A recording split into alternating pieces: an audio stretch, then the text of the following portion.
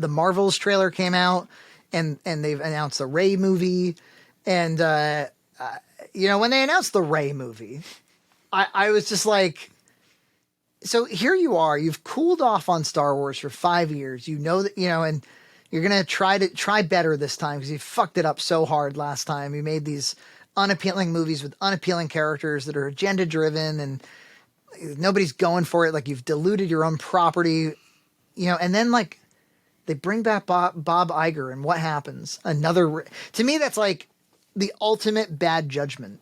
Yeah.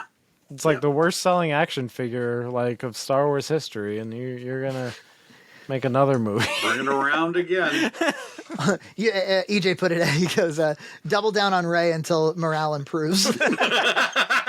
If we double it down a long time. The only conclusion I can arrive at, maybe they've got market research that I don't know about. Maybe Rey is wicked over and I don't know it. But I don't think so. I don't think so. The only conclusion I can arrive at is that ever since they bought Lucasfilm, and this is true of Marvel, I think that they want to remake the audience. Yes. I think that they know that there is a profit risk, that there's a profit sacrifice that's going to be made while they transition away from geeky legacy fans. The ones who spent $500 a year on Star Wars stuff, they don't care about them anymore. They want a new wave of young normies who, might only buy one movie ticket every time they release a Star Wars movie. But there's billions of them and they all buy a movie ticket. And then when the next thing comes out the next month on Disney Plus, they all watch that too. Because it's a subscription model now. It ain't about it's not about merchandising over the course of several years between movies. It's about getting them to stay subscribed to Disney Plus. That's like number one. That's their number one. I'm not sure it's working. Yeah, I think it's a wrong assumption. I think they also are. I think I heard some market research. It was like women control most of the purchases in the household or something like that.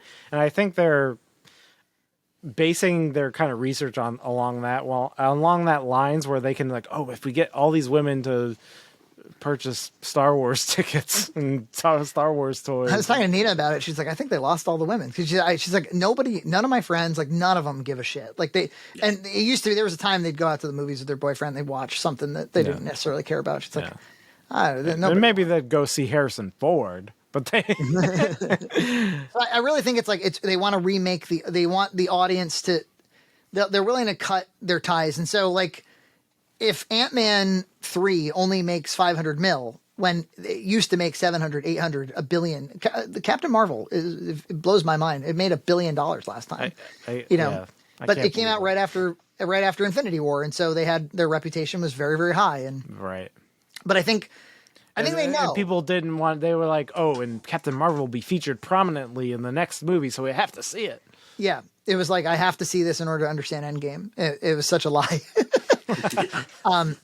Feige from Marvel has been saying that they want to start hiring proper directors again, ones with industry experience, not these I had a Sundance breakout hit.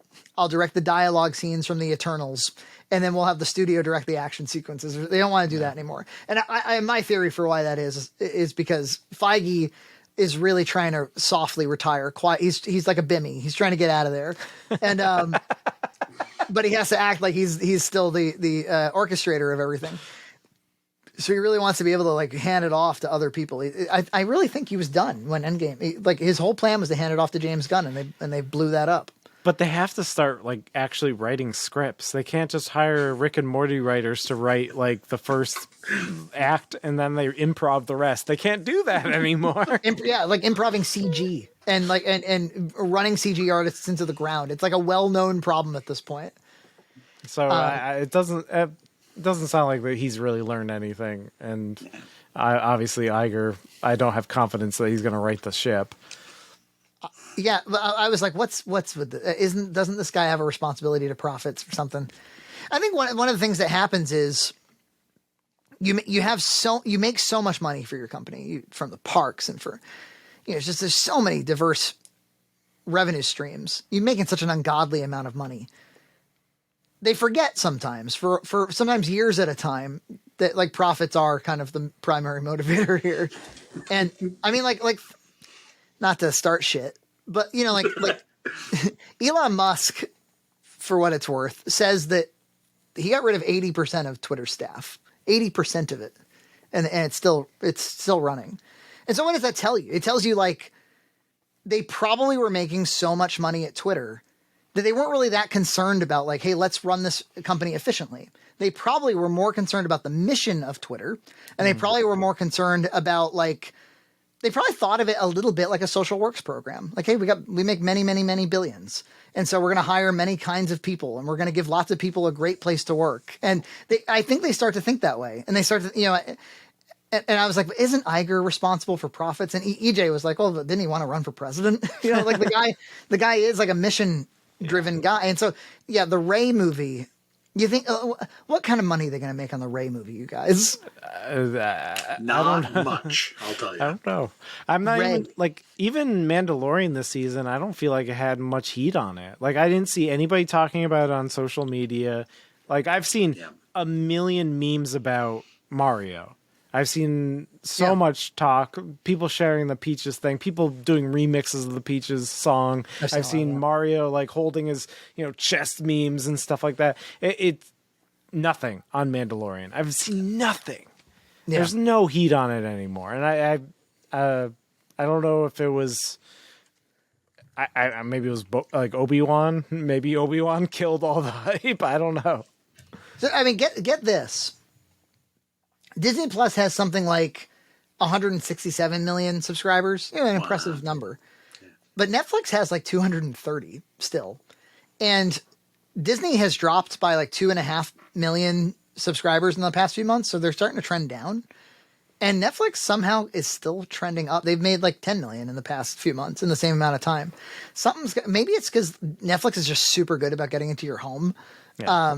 Like they partner with Comcast, and they're kind of a path of least resistance for non-technical people, maybe, or there's some element to that, perhaps. And they always have like new content, new documentaries, true crime series that niche content. They hit a lot of different. It's like manga, or manga.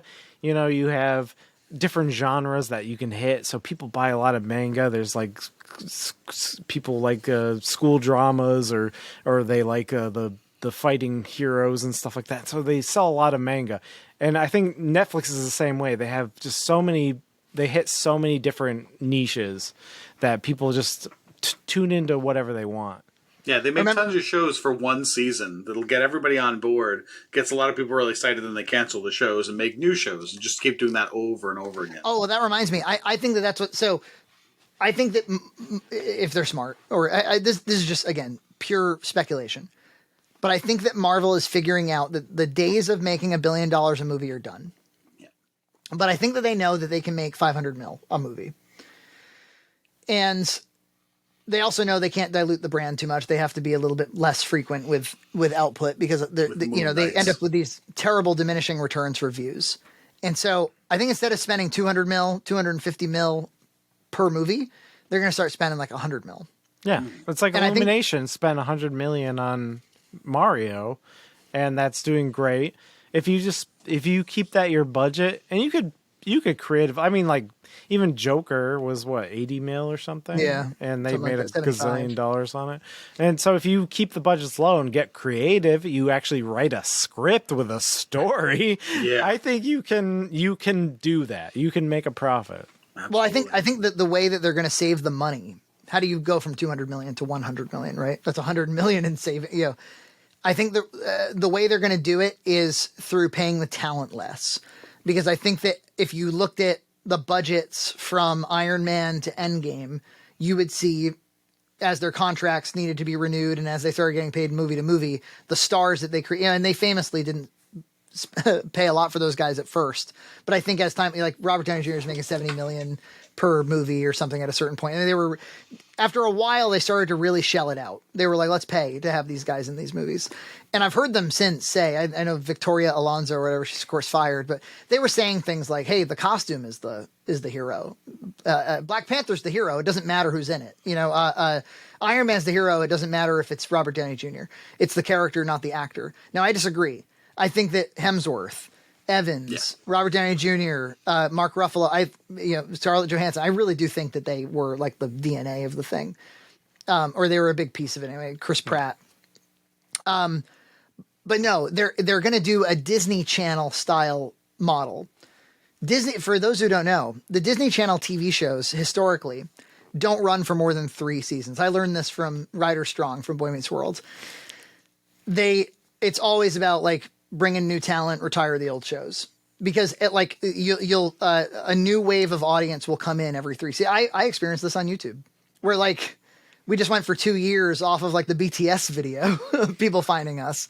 And then this Kieran video blows up and like there's a whole new wave of people who never heard of us before. They don't know anything about us. They're looking at the backlog. So there's always like new audience showing up. You have to remember that. And so I think that they're really tuned into that. And they're really tuned into like always bring in the new wave of normies, and so stop spending 50, 60, 70 million on an actor.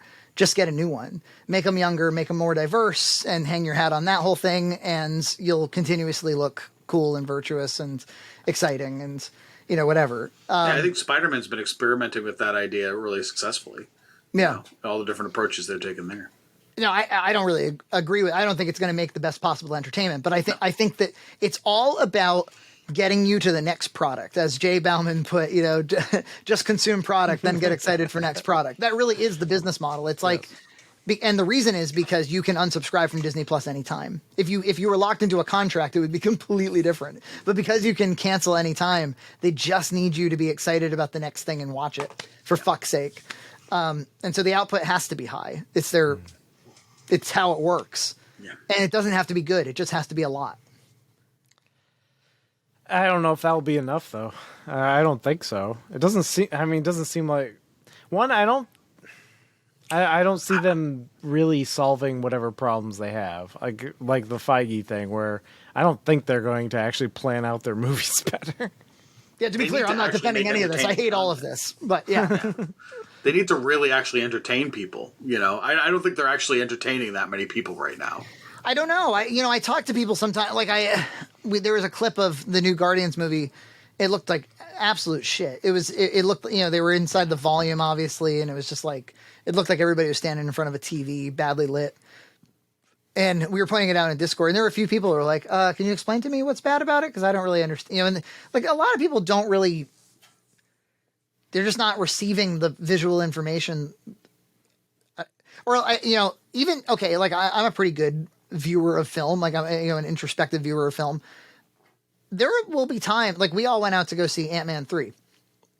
I saw the movie, I watched the whole thing, I was reasonably entertained. I walked away happy enough to not be like pissed off that I went to go see the movie.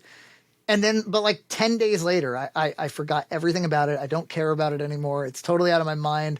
I realize, like all my memories of it are kind of shoddy. No and bad. lasting impact whatsoever. But I think that it doesn't really matter because they're just like, as long as you went and bought the ticket one time in high numbers. You paid the money. That's all that matters. And they're hoping your memory's faulty about Kang. Because they're going to it'd be helpful if we didn't remember. Yeah, right. I heard one joke. Somebody said they should get Terrence Howard to play. And come full circle from Iron Man. I don't really have anything to say about Mando, by the way, because it did finish up. And I have 2 things to say. I feel like nothing happened this season. Yeah. At least narratively speaking, I think it would have really helped if Grogu had some kind of an arc or something. But he was nothing. Just there. He was just there, and instead it felt like, okay, Grogu and Mando are reunited again. Moff Gideon has been destroyed again. It just it felt like we were standing in the same spot. Like I know they took back Mandalore, but who gives a fuck? I knew that was coming. Yeah. Yeah, it was shot much less artfully. I felt like shots were like way wider. Like it felt very volumey warehouse shooting type of. Word on the street shot. is that like Filoni might have been busy with Ahsoka. It says that Favreau wrote them all, or most of them, but like I felt like I heard a rumor that he was fairly absent from the process. Maybe he wrote them all. Yeah, I don't know. If it definitely felt like I heard they had a new set of cinematographers, like a new camera crew. The guy who did the music the last couple of times wasn't involved with this season. Yeah, it shows. It felt like a totally different movie or different show movie, a different show. If I was like 10 years old, I'd probably be really jazzed about all the fights and action and all the Boba Fett's shooting each other. But and Moff Gideon's now a Boba Fett who's trying to make himself into a Sith Boba Fett, and he was cloning himself as a Sith Boba Fett. But all the Boba Fett clones died, and he got burned like Gus Fring at the end of Breaking Bad. And that's some real Rise of Skywalker shit, by the way. Yeah, like I said, if I was 10, like I loved Beast Wars and Power Rangers, I'd love this. But it felt flat, and like you said, it seemed like the same beats as season 2. So, but just worse, right? Just worse. Yeah, it felt less impactful, less artful. There was a moment in the final moments when Mando and Carl Weathers did one of these kind of manly handshakes, which of course evoked the moment from Predator with Arnold and Carl Weathers. Dylan, you son of a bitch! I was like, you should have said it. Yeah. Dylan, you son of a bitch. Carl Weathers is always fun to see in this show as he like keeps getting more and more like responsibilities and capes and stuff. Can I just say this? You know that like X-Wing cop? Oh yeah, the weird, yep. Is he like the worst actor ever, that guy? Mando. Oh, I see you need jobs. Terrible. Subscribe to Red Cow Entertainment on Patreon for full episodes every other week.